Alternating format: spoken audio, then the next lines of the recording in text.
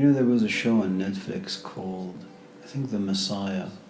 I think it's the last episode where there is this agent who has had some checkered past, and there is, of course, the Messiah who can look at people and see their past and also look ahead and see their future. And of course, they've taken Messiah into custody and they're going to go back to Israel and try him and who knows what else. And all of a sudden, the engine catches fire. And then the second engine catches fire. The character who plays the Messiah is very calm. He doesn't really show any emotions. The agent, on the other hand, is really, really frightened. He sees his past, and like all of us, when you're forced to look at your past and reflect on it and examine it, you can't but maybe be sad, be angry. And that's how he feels. He's sad and angry, but not the Messiah. He's just very relaxed. And maybe it's because he knows that in the end everything will just work out. But, he's a man of faith, whereas I suppose the rest of us are just, we spend 2 days in the world of doubt and a second in the world of certainty. And when you're certain, you have faith and you believe, but then it just disappears.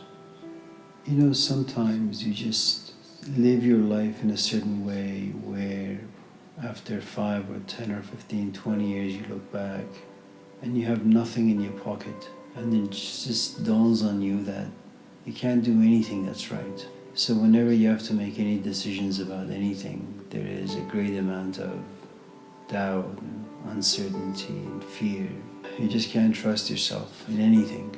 Then there are these other areas of life where you're relatively proficient. You've done them every single day. Life is routine and you haven't been tested, so you feel pretty good about yourself. You read some philosophy text or some sacred scripture and you're patiently trying to plow through all the difficulties, and you imagine yourself to having a great amount of patience. And then you go to the store or you go to the ATM and you have to stand in line for 5-10 minutes, and all of a sudden frustration comes over you.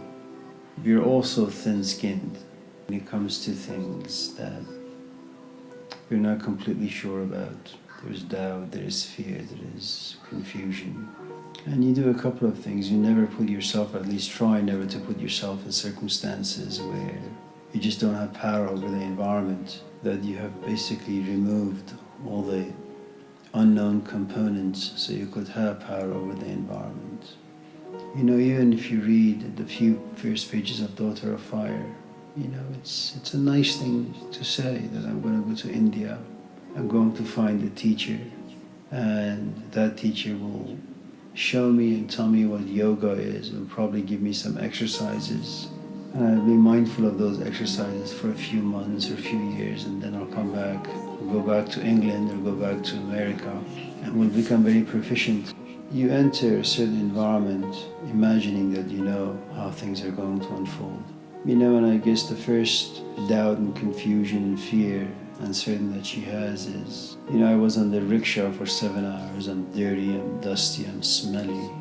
Why is this guy stopping at this teacher's house? If I want to see this teacher, I want to make sure that I'm clean and smell good and all that. And despite her complaint, the driver doesn't really much care, stops, she goes in.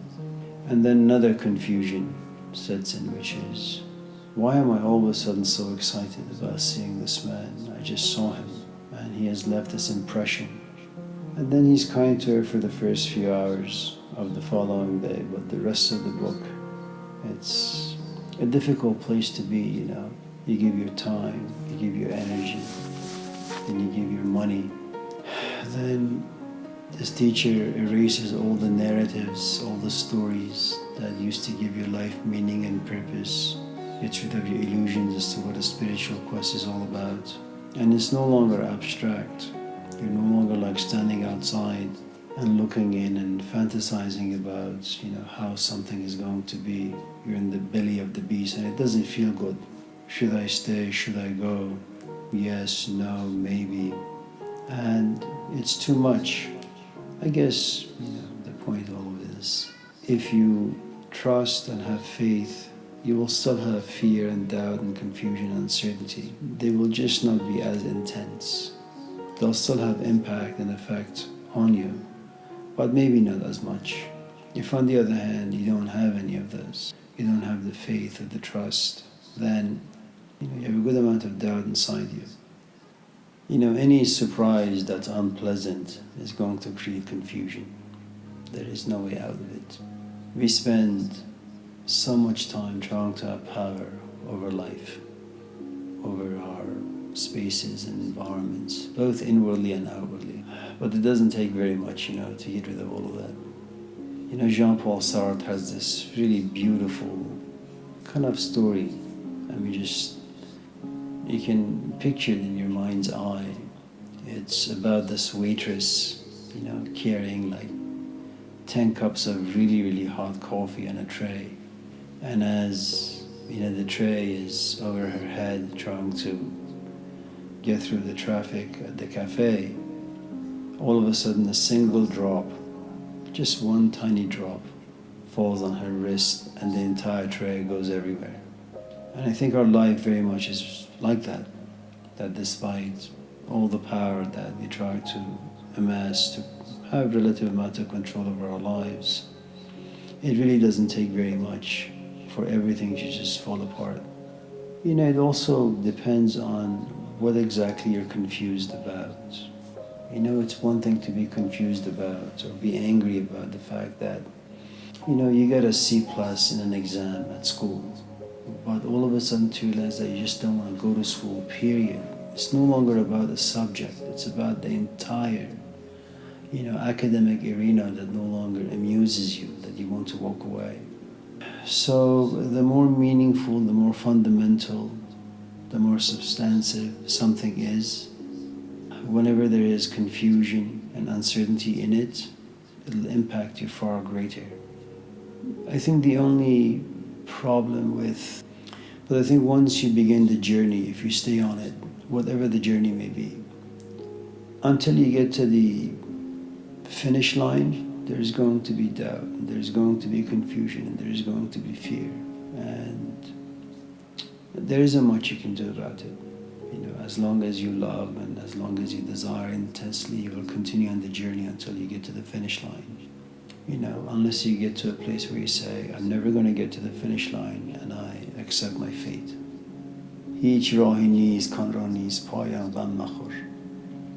That if your journey is from doubt to certainty, it's a path and eventually end. You will eventually get to the finish line. It's a poem by Hafiz. Yusuf gum gashte baz ayad bikan an gham makhur. That if Yusuf is symbolic for certainty, if it's symbolic for happiness,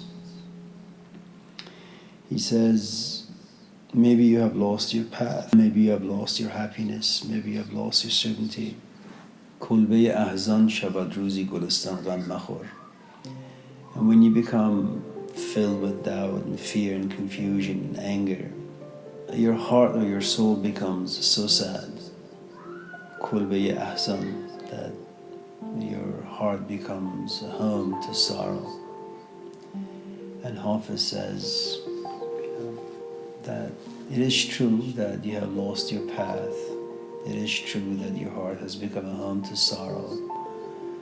But remember that this home filled with sorrow and darkness will once again see light, and it'll be filled with flowers and become a garden. ای دل غم دیده حالت به شود دل بد مکن بین سر شوریده باز آید به سامان غم مخور. That when the heart has been stung by the arrow of sorrow, it's in a good amount of pain.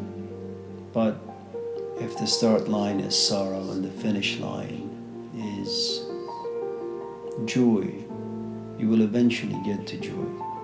Bin sar shuride baz ayad be saman gham makhor. If your mind is filled with confusion, jealousy and envy and frustration and confusion, it will once again find comfort and certainty. Han masho nomi chun waqif nahi az ser ghaib. Do not become homeless, hopeless because you have no idea what's happening in the world invisible. Behind the curtain, there are all these gods, playing tricks on us. آن مشو نومی چون واقف نی از سیر غیب باشدن در پرده بازی های گوناگون غم مخور. That everything that happens in your life is really to some extent the will of God. And though you may not be aware of it, there are these games that are being played upon you that will eventually benefit you.